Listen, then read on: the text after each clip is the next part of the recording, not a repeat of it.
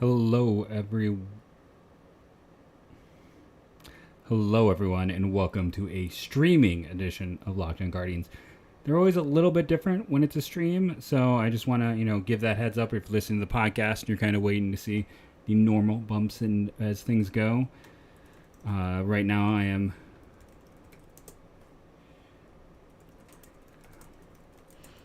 What's actually going to happen is this will be cut from the podcast, so only you watching at home will get this.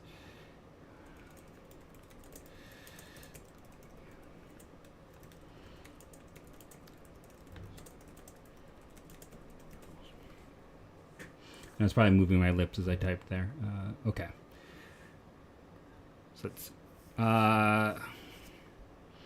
let's change all of this description while I'm at it. It just imports what I had last time, which is not what I want. Let's see.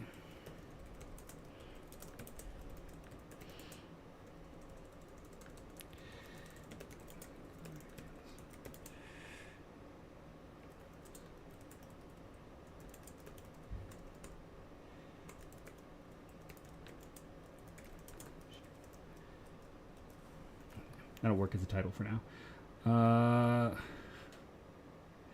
Well, thank you, Derpy Gaping. I appreciate all of your comments. I think you might be the number one fan. It's always interesting. Well, here, before I do the whole thing, this will be more. It is interesting, the interactions with people, I will say, on the YouTube in general. Because, or just, I guess, of this podcast in general. Listen, I'm approaching 800 episodes over 3 years. We are getting close on a co-host. Actually, for the first time, and again, I can't really name the names of people who turned us down, but for the first time, I actually talked to someone who might be jumping in. And it's someone I know, someone I trust, someone I like. So we're trying to get the finishing touches on and hopefully be able to announce that soon. And just to kind of wrap into this, it is interesting because, like Derpy here, your image and everything is familiar. I've chatted with you a bunch. I wonder about guys like Shroom Media. Like early in the season, I felt like I heard from this guy every week and then just gone.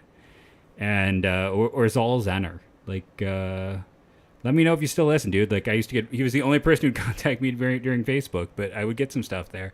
So those people who listen and fade in and out, and I get it. Like, what did I listen to? I used to listen to Missed in History class, and now I'm like over a year behind, or How Stuff Works, a bunch of their ones, and now I'm like over a year plus behind. Sometimes time gets in the way. I'm always curious about people.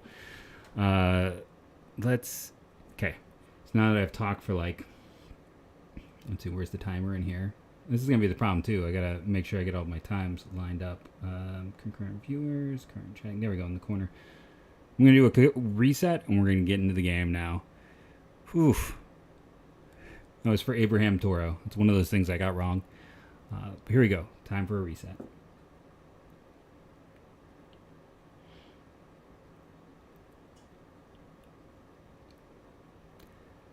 Hello, everyone, and welcome to Locked On Guardians.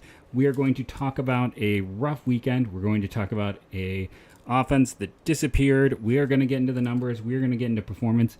If we have time, we will get into the Royals. I was going to give myself the holiday off, and then Cleveland tied it up. Let's get into it. This is a streaming episode, so it is a little bit different. We will have a kind of different cadence to it, which is what happens.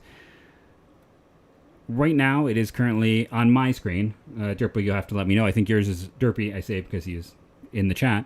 Currently streaming. Right now, Abraham Toro is up in a 1-1 count for me. So I think I am behind where other people are. And, man, just looking at Abraham Toro. Well, first off, hello. My name is Jeff Ellison. I'm the host of Locked On Guardians. As you should know, it's been nearly 800 of these episodes. Before that, I was a lead draft and prospect analyst at Scouting 24/7. Spent a lot of time scouting players, and at some point, I just got to sit down, figure out my percentages, because more and more, I'm feeling really good about them. Not just because of my Gunnar Henderson prediction, but if you didn't see my tweet from last week, I pulled out where I talked about who the Guardians should take in the first round. Now, they took Daniel Espino. It's hard to argue with that pick, but I had Brooks Lee and Gunnar Henderson, and Kyron Paris would have been the step down as the guys to watch at that pick. So I'm feeling pretty good in my ability to spot players. But in this game, when I am not doing things right, man, Abraham Toro, I defended that trade so heavily for Seattle a year ago, and I still think it's not a bad trade. with Kendall Graveman, and I think Toro is I really liked him with Houston, just hasn't worked up. Right now for Cleveland, Derpy and chat is telling me 7, 8, and 9 are coming up for Cleveland, which I believe, Luke Maley actually in the second half has a runs created plus over 100. Thank you, B Skrills. You're another one I see a lot. I decided, like I said, I was going to give myself the day off. I didn't give myself any days off in August. And part of the reason for not giving myself any days off in August and September is our numbers have been good. It's one of those things where I'm like, if I do an episode or don't do an episode, it's not going to affect what happens to me. And I know that's probably a terrible way to phrase it, but I think we're all there, right? Like if you can get a day off and it doesn't change anything, you're going to take a day off. So the fact that the numbers have been so good, thanks to the listeners, thanks to the fans, thanks to the Locked On Guardians team. Should I refer to? I've seen this everywhere. We got to name our fans. Would that make you logs? Is that a bad thing? Are the fans the logs? Locked On Guardian. Okay, I'm just gonna leave it be. Matt Festa. Hopefully, we'll have a fiesta coming up here for the Guardians. And let's see. Tomorrow is Kansas City. If this goes well, Cleveland will be up a game because the Twins finally won. The Chicago White Sox did Cleveland a huge favor this weekend. And let's be honest, if you're the White Sox, should you have maybe had Tony La Russa go a long time ago? It's a question to ask. But the White Sox have really helped out Cleveland. I will be curious when Cleveland faces Chicago. Trying to remember, I think it was Nash Walker of Locked On Twins put a great thing out there that Lucas Giolito actually has reverse splits that are as bad as Owen Miller's. Like if Cleveland is going to use that advantage, like Lucas Giolito can't get out righties, he can only get out lefties. Is Cleveland going to load up on lefties because traditional splits, or are they going to take advantage of that? Because we know we're going to face the White Sox, we're going to see Giolito. I'll be curious to see how they handle it. So the bottom of the lineup here isn't great. I don't know who the Twins have. I can pull that up pretty easily, but I know Cleveland has Kansas City, and the Twins. Let's see, they go to New York for 4, and then it's the showdown with Cleveland. So Cleveland has Chicago has Kansas City, then the Twins. Yeah, I'm just looking at the chat. I agree. The ballpark. If you did not watch the game in the 9th inning, it looks like there's about 25 fans there after that rain delay. Curious for chat. Does anyone know the exact length of the rain delay? I was trying to pull that up earlier and got distracted. Before I do that, let's just talk about this game this weekend. So Cleveland, at one point in time, if you missed it, went, I believe, 27 straight innings without scoring a run. I'll say that again, 27 innings. Now, the record, when I looked it up, I'm kind of blanking, was either 42 or 48 innings. So they weren't close to breaking a record. But it was still really bad. And then, let's be honest, they got 1 run. Like, that you can put it out there. They got 1 run in 30 innings. It was ugly. 4-hour rain delay. It's kind of amazing they got this in at all. Will they pinch it for... I don't think they're going to pinch it for Straw in the 9th of this game, just because Straw was... he was actually okay yesterday, and I know he's not been good today, but who do you go to on the bench to handle... I guess you have Benson, but it's like, man, Benson on the bench... Benson struggled mightily. That's kind of why...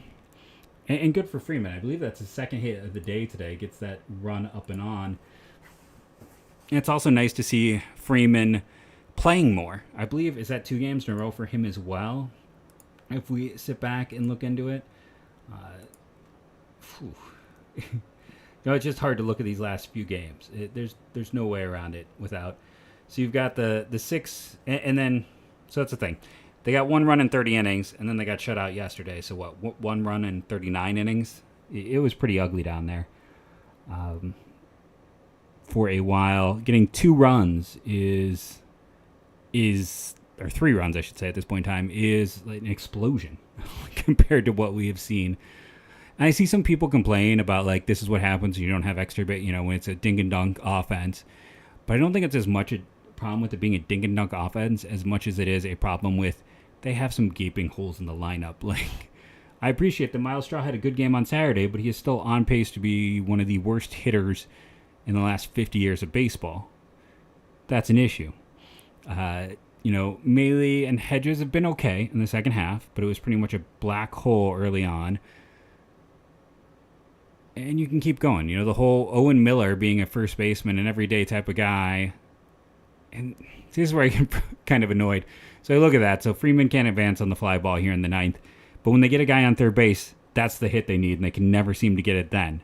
How many times have we seen the runner sitting there at third base with 2 outs, or less than 2 outs, I should say, and they have nothing to show for it? It's like they can't seem to get the right timely hitting. Like, that's a good hit, 2 innings ago?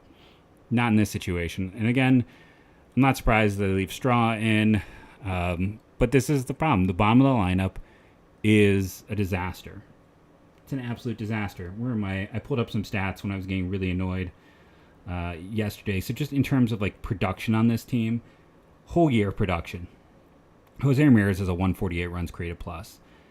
145 for Andres Jimenez. So you essentially have 2 stars there. Stephen Kwan at a 119. That's fantastic as well. A 114 for Josh Naylor. That's great. And I loved what he did tonight because he has been struggling as much as anyone. Oscar Gonzalez at a 110. He had the big hit tonight. We'll see how it goes. Listen, everyone knows that I hope I'm wrong, but I'm still leery. Ahmed Rosario is down to a 101. And again, he scored the run tonight, but he is exactly where he was a year ago. After all the ups and downs, he is what he is. Very clearly a league average bat, below average defender. It is kind of funny. I don't think I heard anyone saying we need to extend him. I don't think anyone's really feeling that. Straw hit it right to where Maley hit it. Exact same place. It's the interesting thing with Straw is when you look at his data, he killed righties not killed, but for him killed righties. He had about a 90 runs created plus against righties, and then against lefties it was in the 60s. This year, he's not hitting righties at all, and I'm not sure what's really gone down there. So just in terms of me turning this into a podcast, I'm going to insert a commercial break at this part in the show. So I'm going to pull up my time. It's the annoyance where I can't pause things. I have to cut. And our sponsor today is LinkedIn. As you gear up for fall, you need the right people on your team to help your small business fire on all cylinders. LinkedIn Jobs is here to make it easier to find the people you want faster and for free. Create a free job post in minutes on LinkedIn Jobs to reach your network and beyond to the world's largest professional network of over 810 million people. Add your job and purple hiring hashtag frame to your LinkedIn profile to spread the word that you are hiring.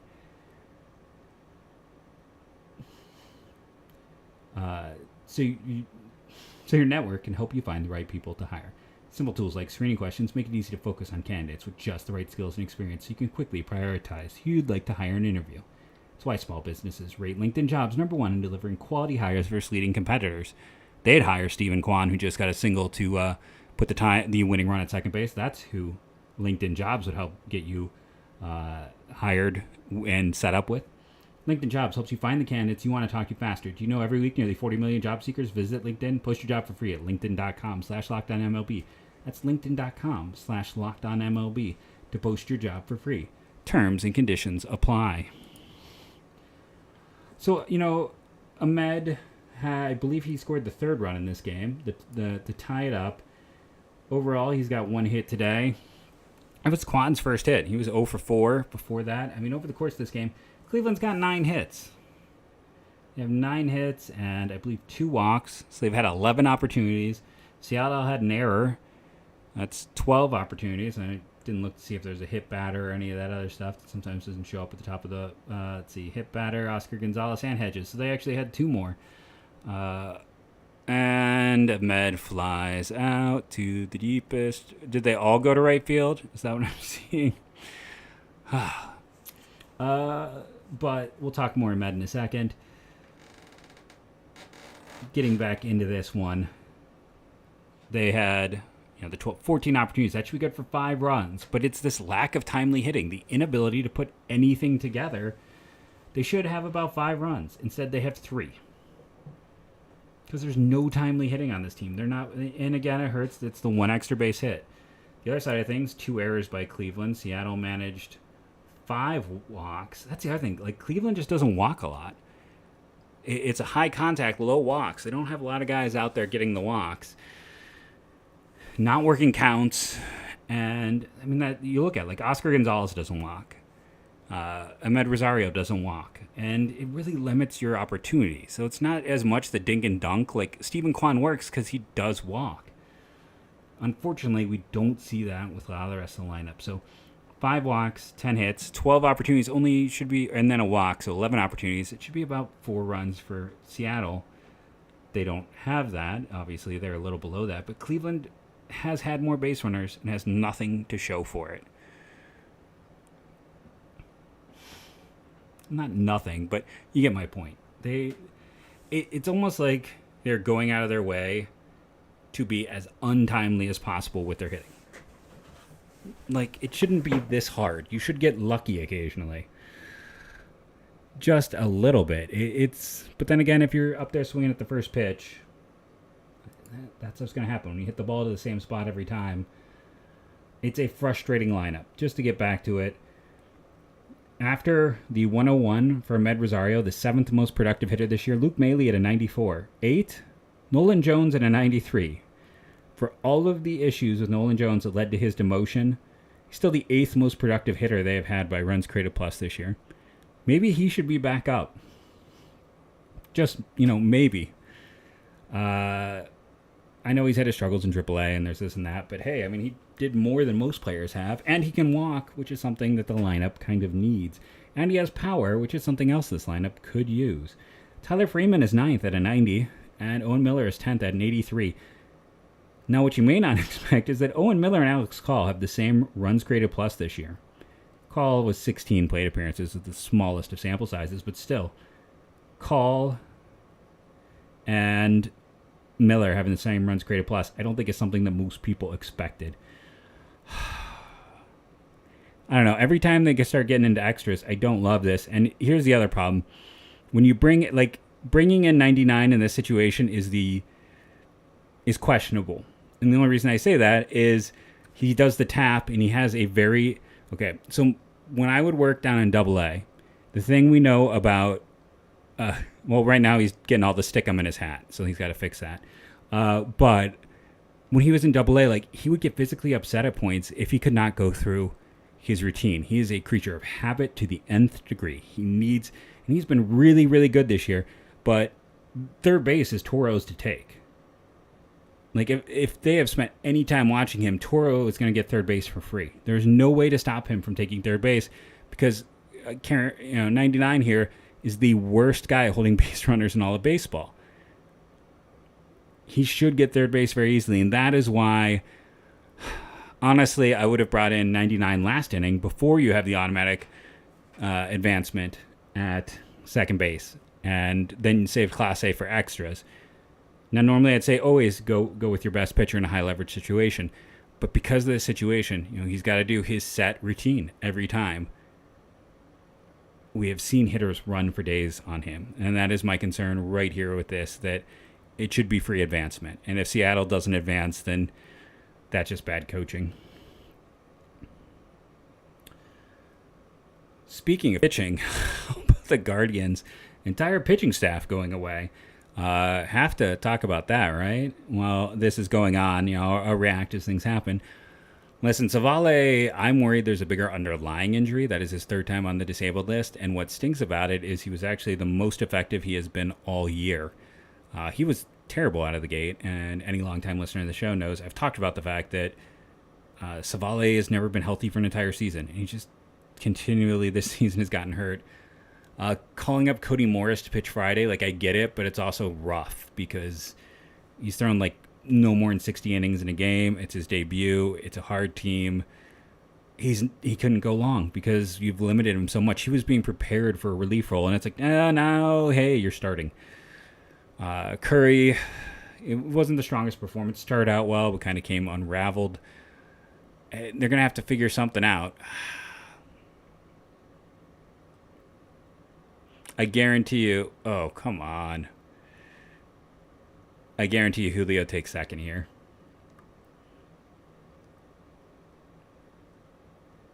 Ugh. I'm kind of curious to look at the pitch count in this situation. Going back and looking, when you have him in that, where was the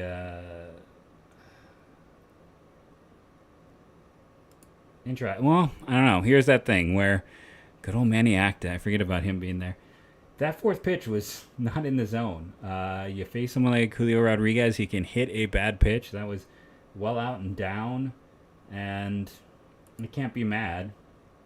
Like, that's a pitch that no one should swing at, and no one should be able to hit deep. So you just kind of tip your hat. I guess I can literally do that in that situation. But yeah, that stinks. The upside is, well, not the upside. Here's the thing with Jess Winker. He is a platoon bat that no one wants to admit is a platoon bat. Boy, is he. The funny thing with him right now is, I mean, look at the numbers.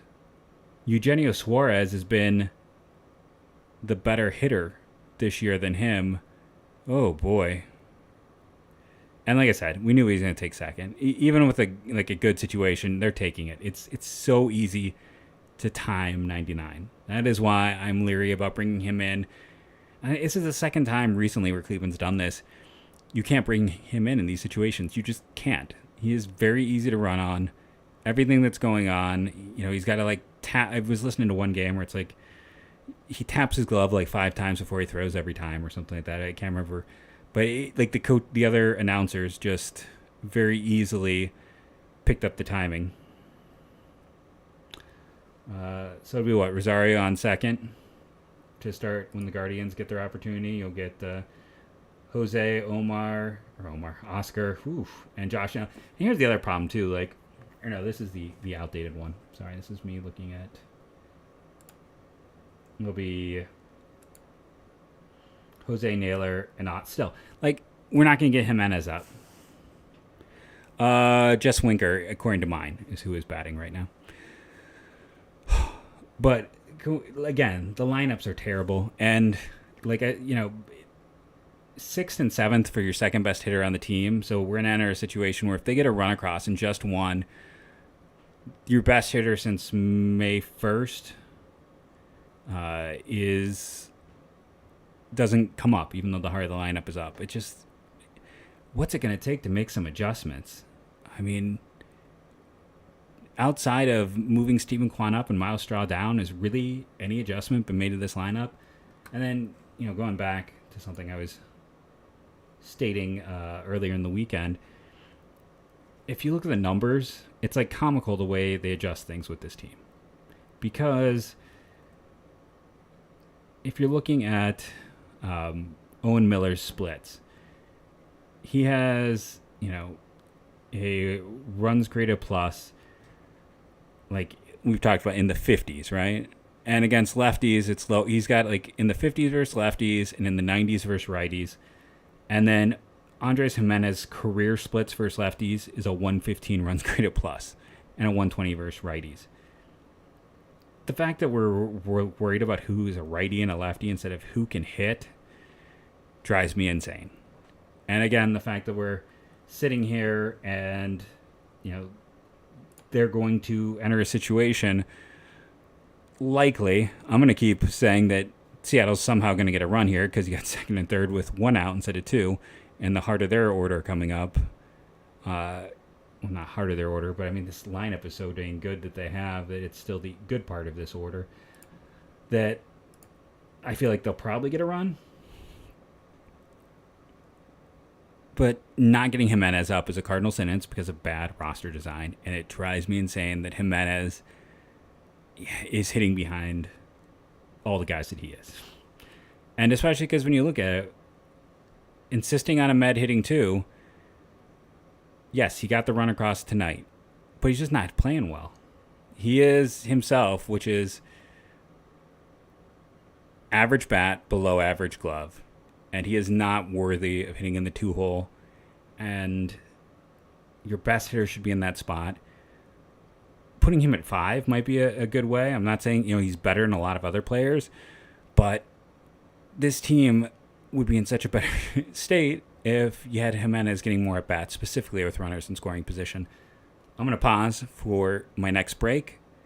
Then we're come back and continue to discuss the game as it's going on, talk about some of my other rants for the weekend, and see if 99 can walk a tightrope and get himself out of this inning.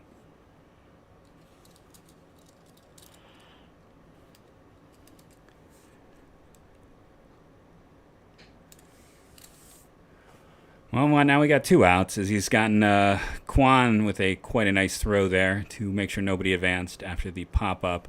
And again, it is their 2, 3, and 4 hitters. Now, Mitch, how we say his name wrong. I want to say Haniger, but I don't believe that is correct. Feels like he has been a Guardians killer this last few weeks.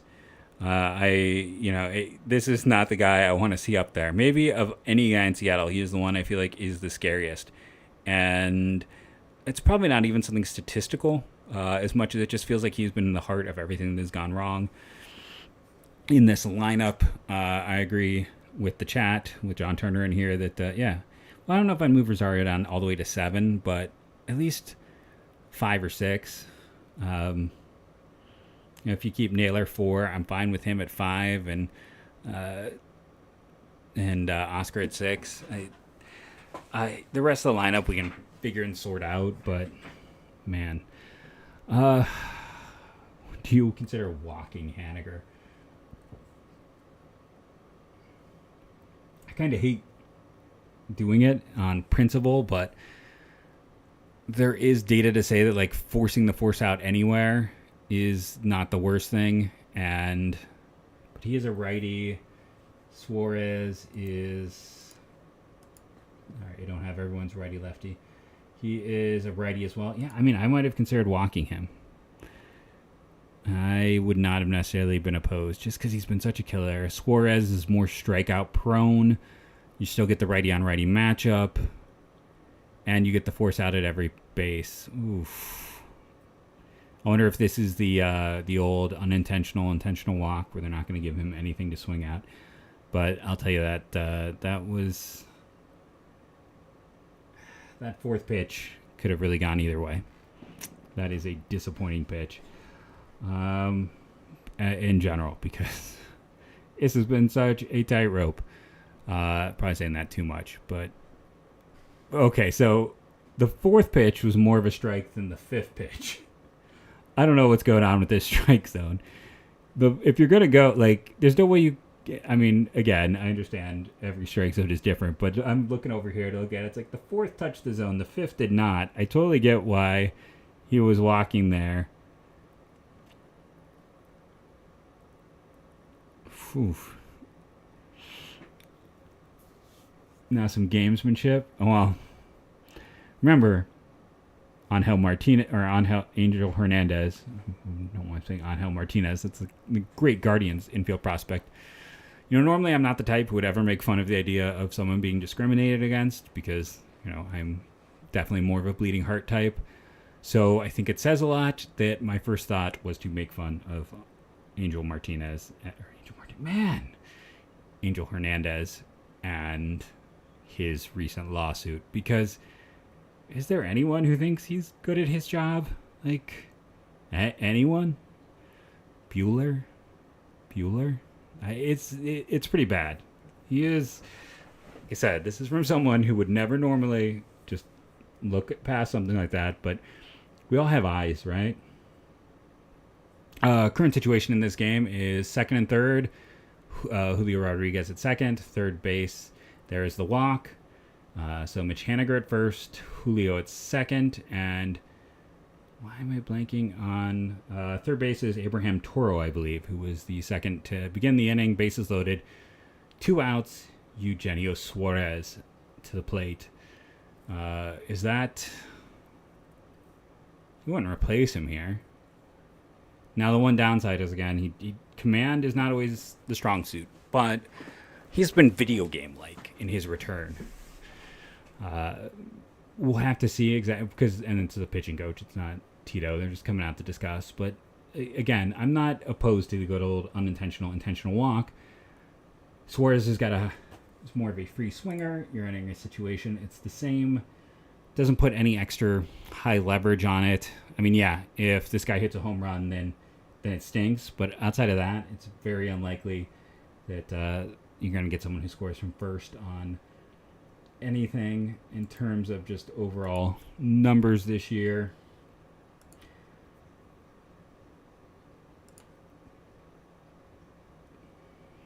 And then, listen, the podcast, I'm going to do a pause cut, come back.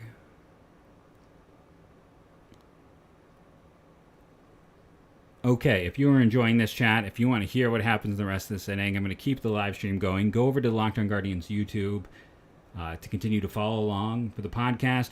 We're going to end it here. You know, we talked about kind of the craziness of the pitching. We did kind of a free-flowing talk. my episode description is probably going to be not as well divided as normal. It's going to be very much kind of what this was, which is a free-flowing talk of my hopes and dreams as the Cleveland Guardians tried to win this and maintain a lead in first place with Kansas City. But Kansas City is not quite as easy as everyone thinks. We'll get into that on tomorrow's show a bit more. But I want to thank everyone for listening. Remember to rate and review, download daily. It helps.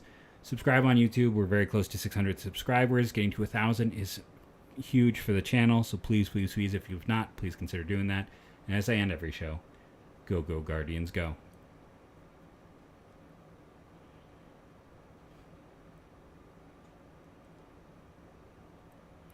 Okay.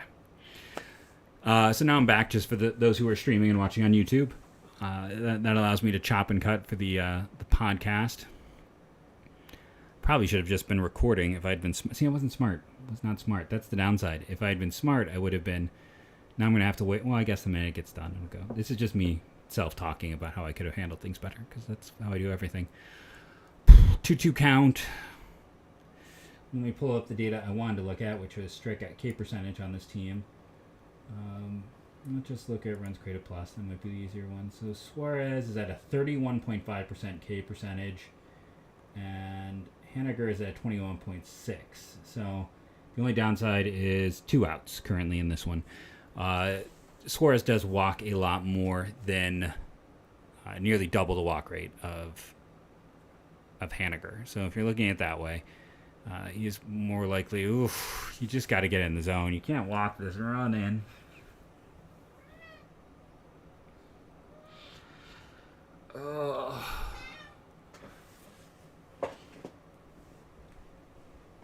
Co-host has something to say.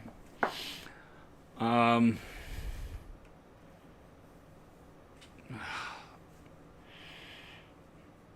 on, 99. Make me eat all of my many negative words throughout the years. There we go. Deep breath, right? I'm going to really enjoy the Jose Ramirez bunt to advance the runner to lead off the next inning. That's going to be fun. That's going to be really fun. No,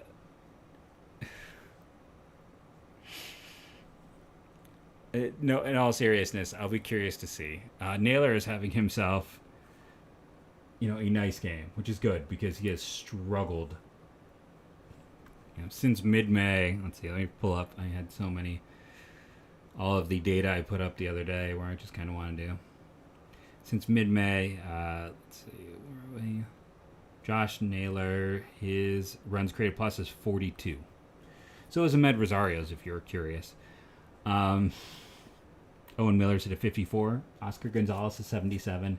Hedges and Melee in the 60s. Kwan at an 80. 97 for Jimenez. And a 167 for Jose Ramirez. I think I said since mid-May. I meant to say since mid-August. So you really going to need Jose to come through here, because the rest of this has not gone well.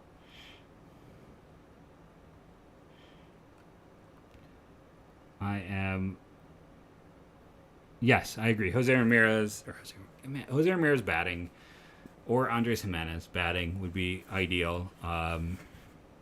Rosario runs well. That is a good situation to have him up. So my theory on Jose is that when he tried to play through with his finger, his body adjusted. Like, we've all been hurt. Like, have you ever had a limp and you didn't even realize it? Sometimes we try to work through things. I think he kind of messed things up. I think he's trying to his body started to do things differently to avoid the injury. And then I think the other thing we have to talk about is the simple fact that teams looked at the raw data and realized Jose can't hit a changeup. He can't hit a changeup. Guys who don't even have a changeup are coming out and throwing changeups against Jose. And what's going to make my blood boil this inning is the fact that if they go one, like if they decide to walk Jose, which they might, if they get a double play, there's no guarantee in this inning that we will see Jimenez, and that's what's going to make my blood boil. He has been their best hitter since mid-May.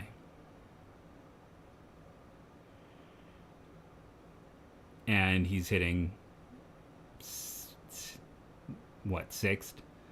That just can't happen. It just can't happen. And if you just have a computer and a slight knowledge of baseball, you can go to Fangraphs and see that, like, he isn't even, even if you want to make the case, well, against a lefty, it doesn't matter. Jimenez is better than most of this lineup against a lefty this year.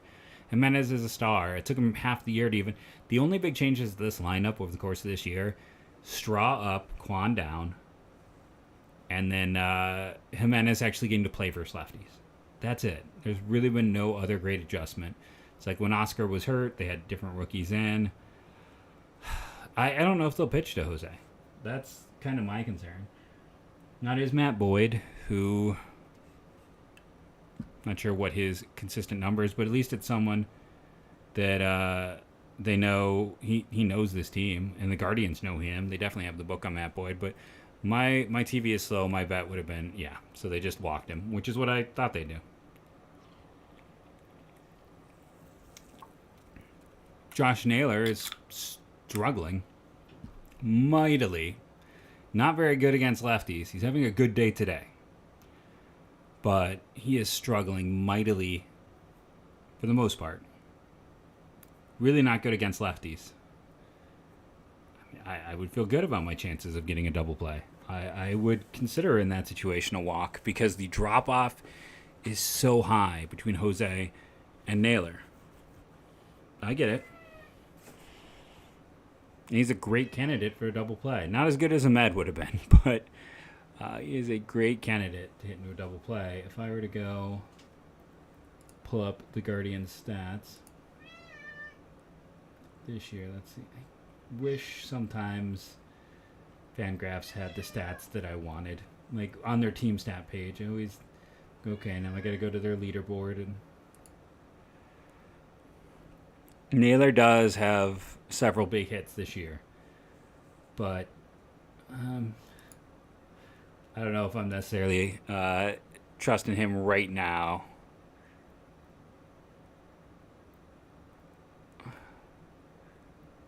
And there's the double play, as we said.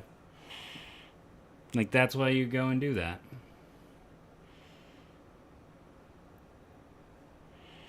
And because of that, again, guess what? You don't get up. Andres Jimenez, possibly. Now imagine if Jimenez was hitting fourth. Do you think he hits into a double play? No. They get the runner at second, and Jimenez runs so well that they do not get him at first. We'll see what Oscar Gonzalez can do, but this is exactly why you want Jimenez higher in your batting order. This is why this stuff drives me insane. Because it's just like, if you actually did this properly, put together a team that, made logical sense, maybe they wouldn't run into this.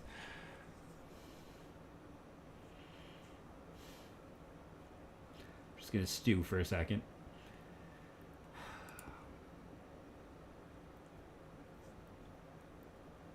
Well, that's just silly.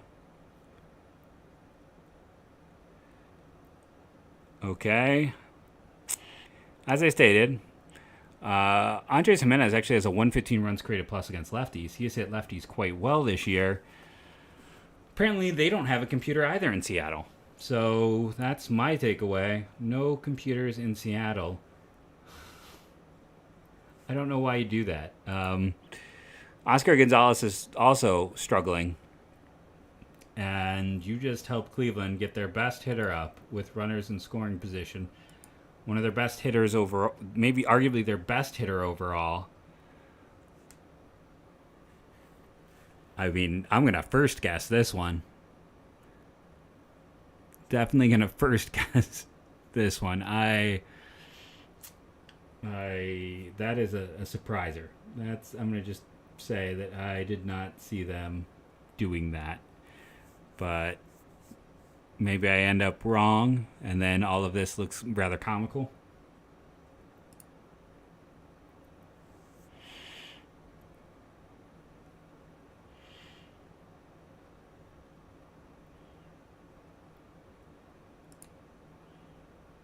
I'm just going to go dig up because I'm kind of curious.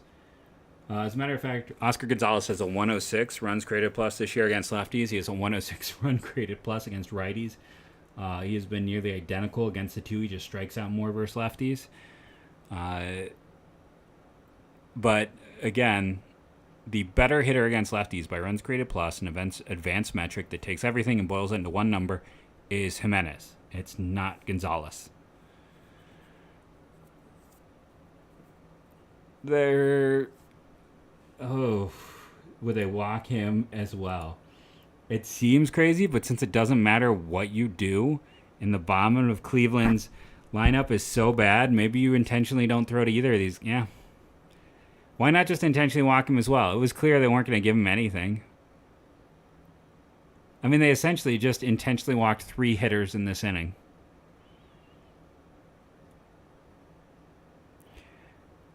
And Cleveland already had a base runner on.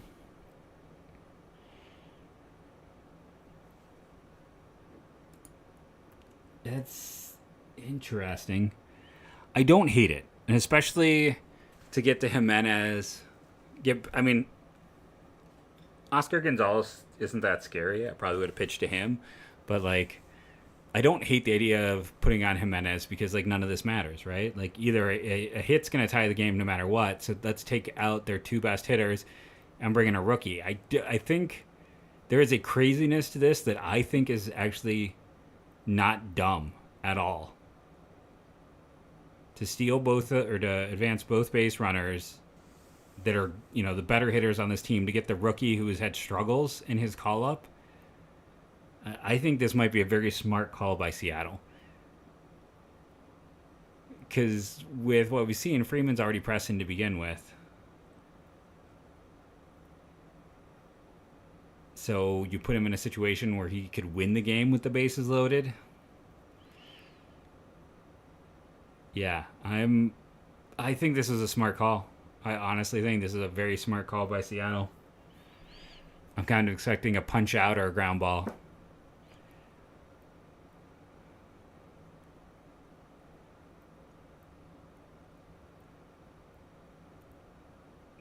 I mean, I know he's making contact, but a lot of these are out of the zone. He was just swinging out of his shoes on some of them.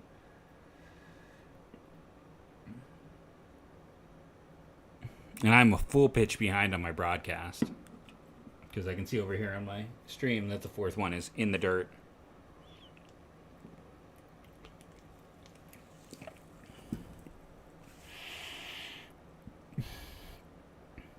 But I don't blame him. That's a good pitch in that situation. You got him 0-2 and he's swinging at everything. I think we are all super nervous because the chat just died. Either that or my internet dropped out. So, what are the bases looking like? Loaded. Fast guy at third. The rest of it doesn't matter. But like I said, it was a smart move. 100% a smart move.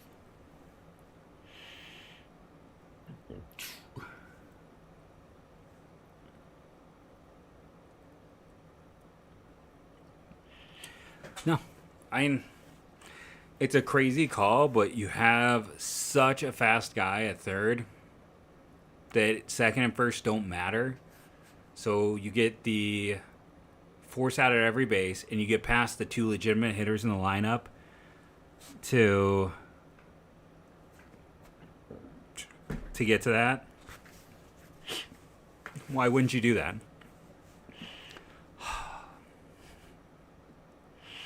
It's now what, Melee, Strawn, Quan next inning, which, no matter what, that's happening. Well, Honcho, I don't know. I tend to feel better for you than for us, just because we've kind of hit this situation now where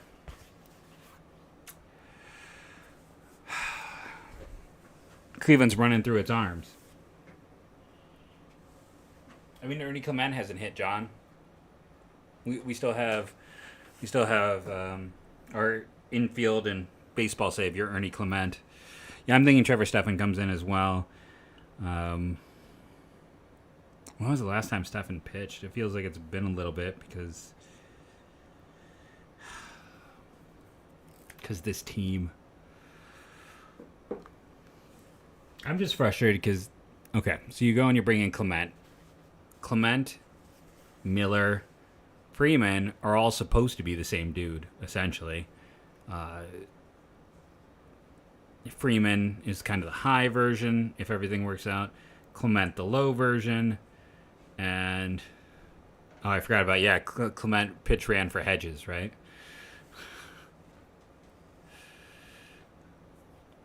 Hey, greetings to Carlos from Mexico. I think that's the first international person I've had jump up in this chat. But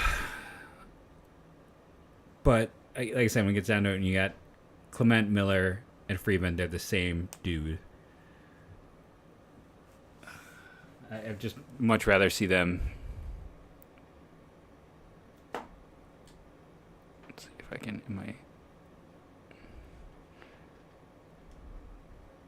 Of course, my game day, my baseball stream is all messed up now. Perfect.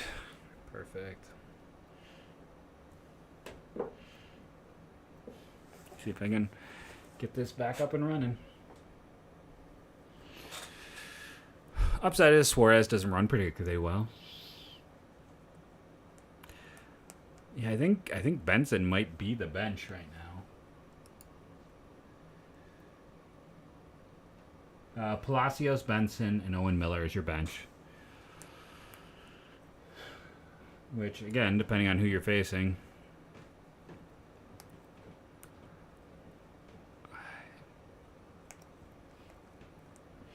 All of them can hit lefties. If you're Seattle, I would leave their lefty in if he can continue pitching. Because Cleveland... I miss good Franmil. Man, how much better would this lineup look if it had Franmil? If it hadn't cut him now that he's playing well for the Cubs, and if he had been the version he had been the last 2 years. How much does that transform this entire lineup? Imagine if just Franmil and Straw could have been just slightly worse than last year. This lineup would have been really fun. Fortunately, it doesn't work that way. While I'm at it, why don't I wish that Owen Miller had only dropped off 70% instead of 80% from what he did in March and April, if I'm making hopes and wishes for the future.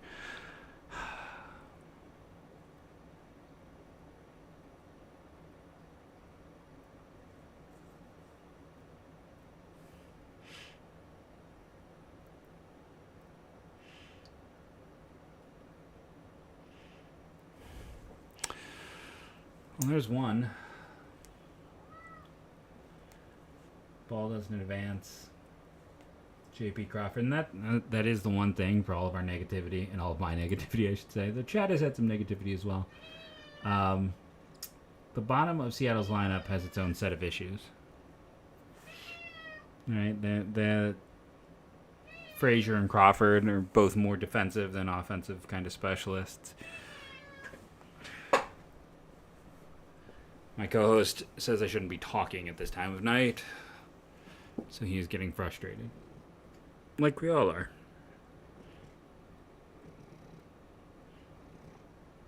Ah, is that enough to score?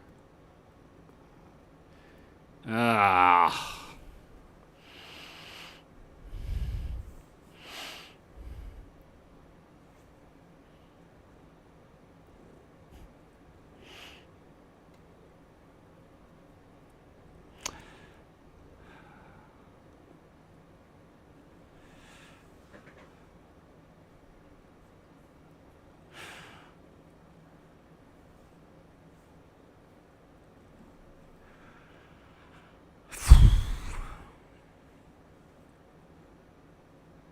Like, you got to get out J.P. Crawford.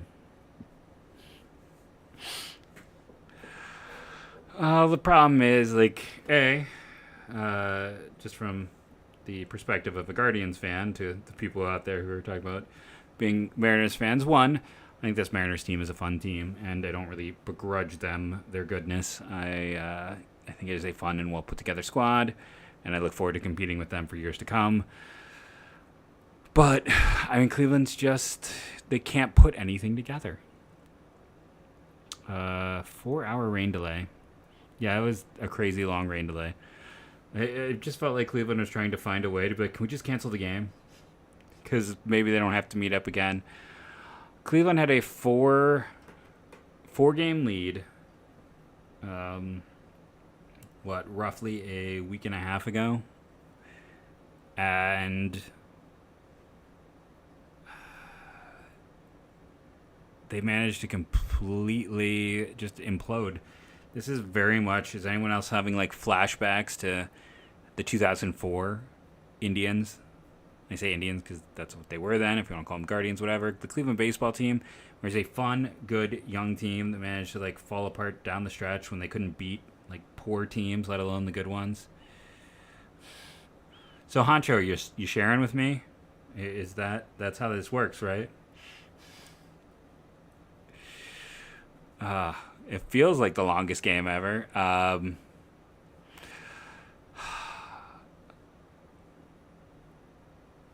said, my general take is like they went to their best reliever. That's the right call in this situation. You have to get out someone like J.P. Crawford, who's been up and down this year, always solid defensively. Bat is closer to league average or below, and they just didn't take care of business. Whereas Cleveland can get the bases loaded or get a runner to third with less than 2 outs, and they just can't do anything.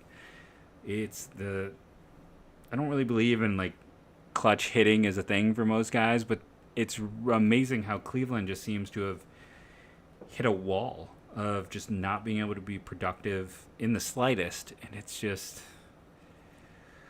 frustrating for anyone who follows this team. Because, like I said, a 4-game lead blown in about a week and a half. They're now 2-8 in their last 10. Since that San Diego series, they've gone 2-8. And the offense has just been weak.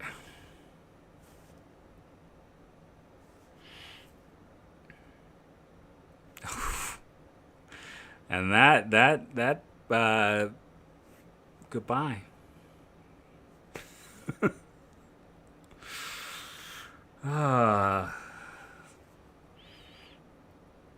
I've gone this far. Yeah, and that's one of those things too. Like Cal Raleigh, I don't believe was ever a top 100 prospect. He was a solid catcher out of Florida State, a 3rd-round pick. Catching is so hard to find. What a nice development for Seattle. Like that's finding someone like him is just fantastic for that organization.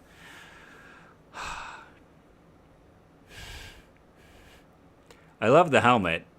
I haven't seen that. I bet that must be a thing all year, Mariners fans. But that is fun. I love that touch as an outside observer.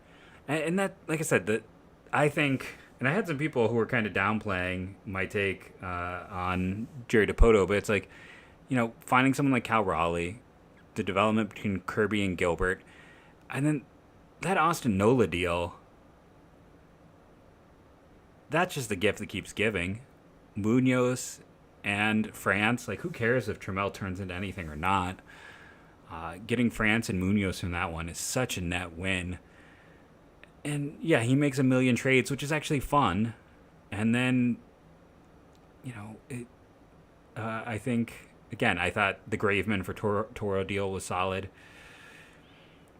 It hasn't worked out for them this year, but I think it'd be kind of silly just to hate on him. And fun fact about Jerry Dipoto is he was part of I always get this wrong in my head. I think that it's the 1988. It's either 88 or 87 Cleveland Guardians draft, back then Cleveland Indians, that was the single greatest draft in the history of this baseball team. We'll see if 2016 can eclipse it. It's got a chance, but that draft in the 80s produced 10 future major leaguers, including Jim Thome and Brian Giles, and also Jerry Dipoto. So he was part of the Guardians' greatest draft class ever. And Curtis Lekancic was another successful pick from that draft, who went to go play, mostly I think of him as Minnesota Twin, was because they traded him to the Twins for Paul Sorrento. So it was just kind of a random fun fact. I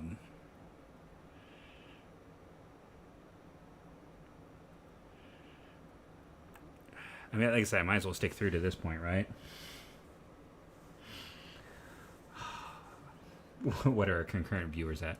16, 17. I feel like now it's more of the fans of other ones. So Cleveland and the Twins are tied, and Cleveland has Kansas City, and the Twins have New York.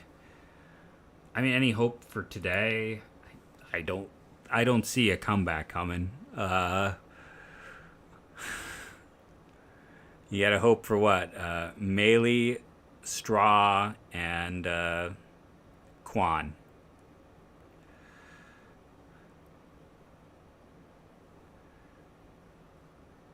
I think it's pretty much match set point at this point in time for Cleveland, but and that's the thing for all of these teams. For this MLB Central, Cleveland's not catching, nor the Twins, nor the White Sox, the wild card.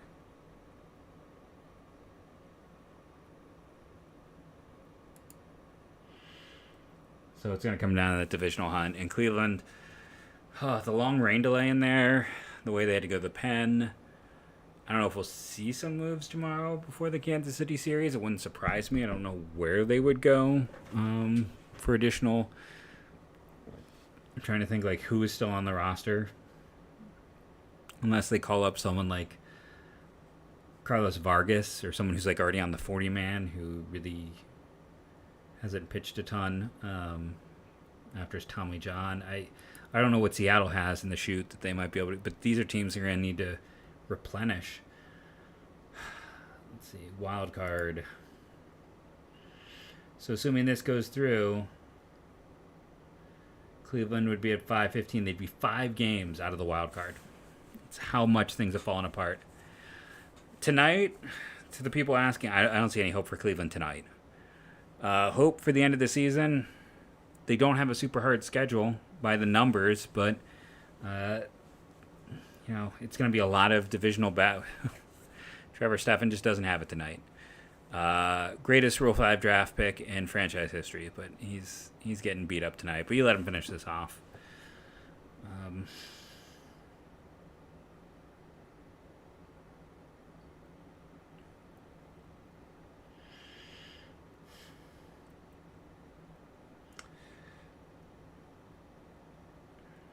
I mean, Cleveland is just, I said, they're going to relinquish what was, after that 2-game sweep of San Diego, a 4-game lead in the division.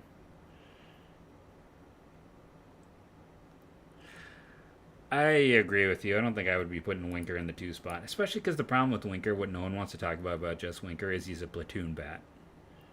Let's just be honest about that. Like, Jess Winker is a platoon bat. He can hit righties. He can hit the fat side of the platoon. But dude can't hit lefties to save his life. And that's always the thing that I talked about, like, when every Guardians fan wanted him so badly. I'm like, he's another guy who can't hit lefties on a team that can't hit lefties. 2 outs. Haggerty, former Guardians draft pick, fun fact. But yeah, I mean Winker. 82 would still be better when I'm saying for his career against lefties than like most of the Guardians lineup.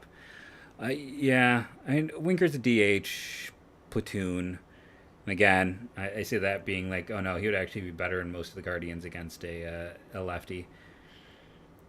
And yeah, I mean the defense is just atrocious. It's rough, but I mean it is interesting. It's like the drop to a 110 runs created plus. Like, Stephen Kwan has a higher percentage of success.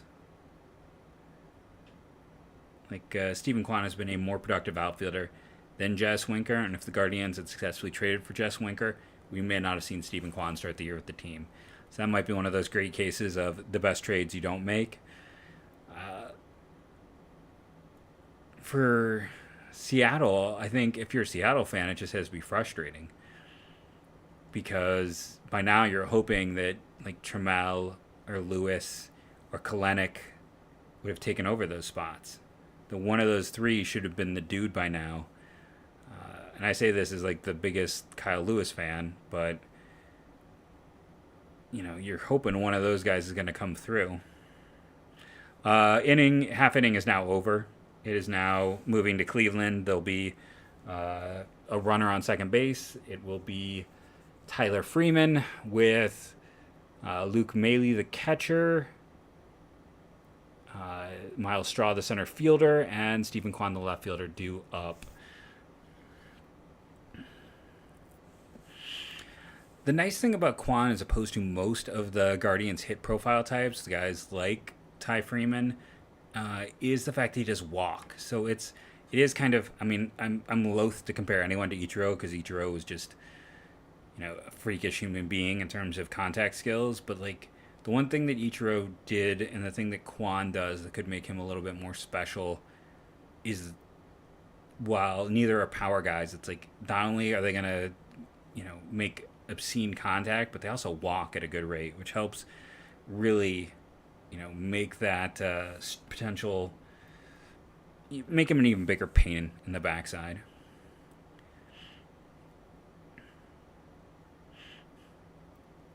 It's kind of nice when you're Seattle. It's like Chris Flexen. I know ERA is a flawed stat, but you're like, he's got 124 innings, an ERA under 4, and he's part of the bullpen.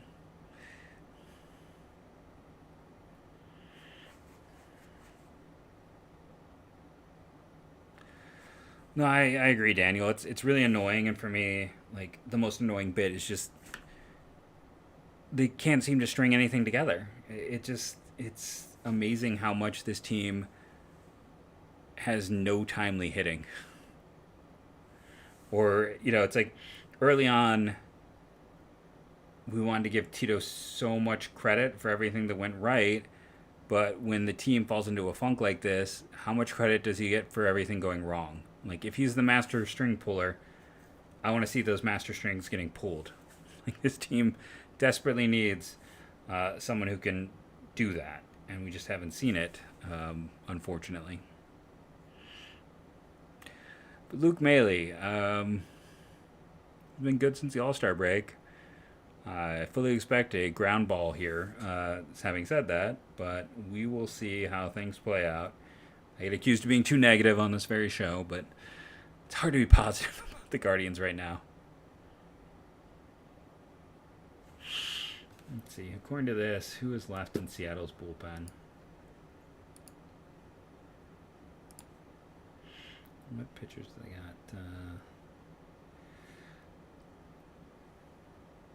Yeah, this is their last pitcher, according to everything. Even with like call-ups and stuff, I thought maybe there's someone else. Nope, there is no one else. This is the entire bullpen for Seattle on this one. And I looked to look that up and totally missed me being correct. The Luke Maile ground out. So predicted that. Miles Straw ground out. That's my next prediction. Well, I think one of the issues, honestly, Daniel, I hope I can call you Daniel, is this team doesn't walk. Like, look at every single box score. They're getting outwalked by other teams. And you kind of expected guys like Straw to walk more and to have some of that. But they also have, people get mad that the team doesn't have any power. I think the issue isn't the lack of power. I think it's when you have a lot of Ahmeds and Oscars where they don't walk at all. Like, teams can just be more aggressive as a pitching staff when you don't have to worry about the walk. You know that the other team is going to be so hyper aggressive that you're going to be able to. They're not going to make you pay for the mistakes you make. Yeah, exactly. And BABIP goes, oof. So strikeout, yeah. BABIP can go both ways, and unfortunately, it's going against Cleveland to a degree, but it's also, I mean, it is a profile that I have never loved, and I've been very honest about that as the host of the show, that guys, when their only plus tool is their hit tool, we don't actually evaluate hit tool well. So we don't actually know if that is a true case or not. Because we're actually pretty poor at saying who can hit the ball. Everything else you can kind of break down to metrics and numbers, and it's easier to pick apart. But actually, who is good at who's going to hit for average as they ascend up the ladder is really hard to pick apart. And continually, one of the things that we are worst at. And ball game. Well, I have to go edit this down to a 30-minute podcast, as we are now at 106 minutes. I want to thank everyone who jumped in, chatted, and joined me. I agree. Jimenez needs to be much higher in this lineup. It's ridiculous that we're well into September and your best hitter since mid-May is batting 6th and 7th some nights. But I do want to thank everyone who joined me on this extended edition. No, I'd bat him too. I mean, I live on the whole idea and belief that your best hitter should be 2. Right now, this Guardians team has a guy who, in the 2 hole, let's see.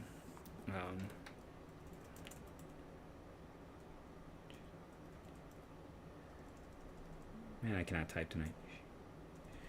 Really cannot type tonight.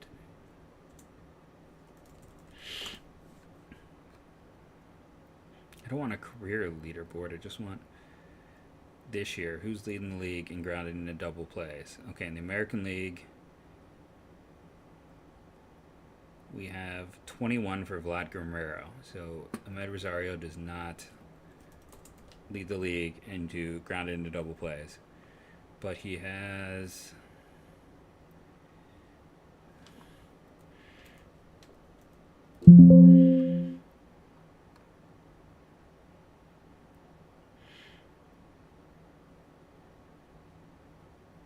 He's got 15. The league leader has 21. That's he got hit in 2.